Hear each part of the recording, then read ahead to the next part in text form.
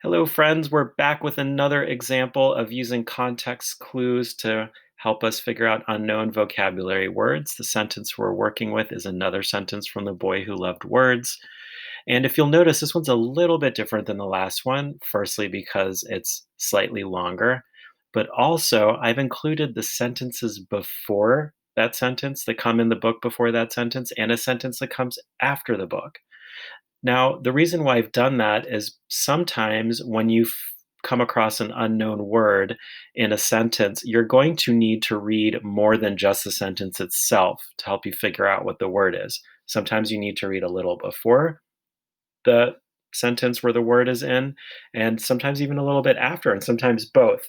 So today I've included an example where the sentences before and after the sentence with the unknown word are going to help us figure out the meaning of that unknown word. All right, so the sentence we're looking at is Selig's pockets positively brimmed with words, and we're looking to try and figure out what the word brimmed means. So as we worked on our on the last slide, we worked on starting to get rid of words in the sentences that we don't think are really going to help us figure out the meaning of the word brimmed. All right, so take a moment and do the multiple choice question coming up where you tell me which words you think will not help us determine the meaning of the word brimmed. Okay, so I'm going to do this and just thinking out loud with you. Seligs, I don't think it really matters whose pockets it is. So we're going to get that word out because that's not going to help us. Pockets. So we're talking about an actual physical object here, and I think that's probably important for figuring out what the word brimmed means. So I'm going to leave pockets in there. Positively, pockets positively brimmed. I don't know if that's really going to help us figure out what the word brimmed means. So I'm going to move this word down. Okay, so we have pockets and then brimmed with words. Again, just like the last example where we had windmill of worry, all right, and I felt like that of was an important connecting word. Here, I feel like brimmed with words is kind of like, it's almost like a chunk that we don't want to separate it. Okay, so now what we're left with is pockets brimmed with words.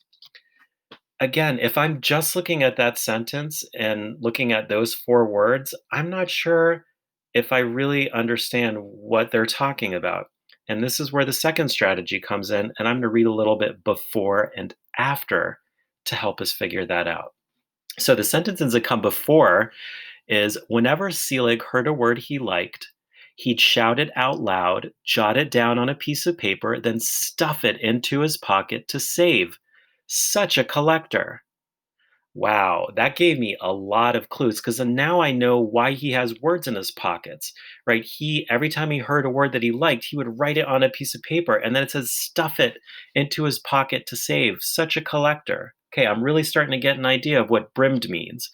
And then the sentence after Selig's pockets positively brimmed with words is he stuffed new ones inside his shirt, down his socks, up his sleeves, and under his hat.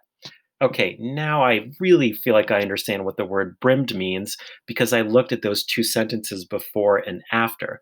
And to me, that it sounds like his pockets are overflowing with words because in the sentence afterwards, they're saying that not only did he put it in his pocket, but now he's stuffing it inside his shirt, down his socks, like he ran out of room in his pockets.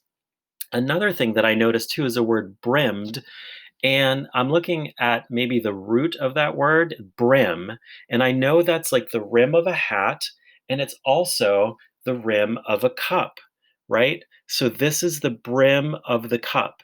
And if his pockets brimmed with words, I'm thinking they're like overflowing. They're coming all the way up.